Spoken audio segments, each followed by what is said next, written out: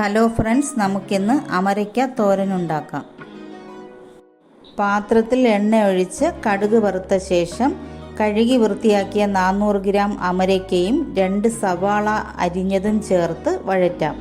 സവാള കൂടുതൽ ചേർത്താൽ നന്നായിരിക്കും, ഇല്ലെങ്കിൽ ഒരു ചെറിയ കയ്പുണ്ടാവും.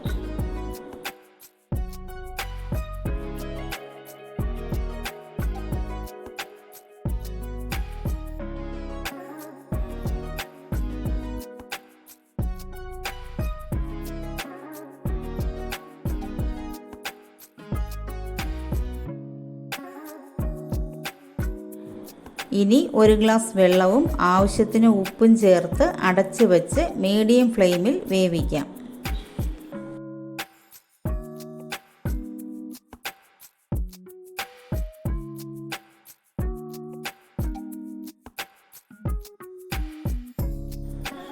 വെള്ളം വറ്റിയ ശേഷം വഴറ്റിയെടുക്കാം.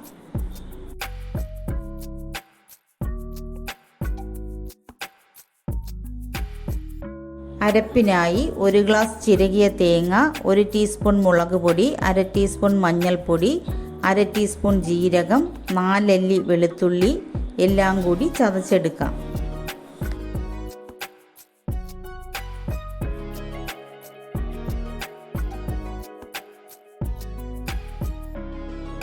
അരപ്പ് ചേർത്ത ശേഷം നന്നായി വഴറ്റിയെടുക്കാം.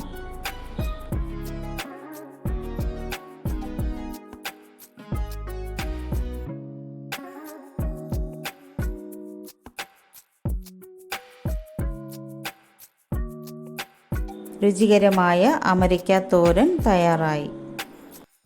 എല്ലാവരും ഉണ്ടാക്കി നോക്കണേ. ഇഷ്ടമായാൽ ലൈക്കും ഷെയറും സബ്സ്ക്രൈബും ചെയ്യണേ.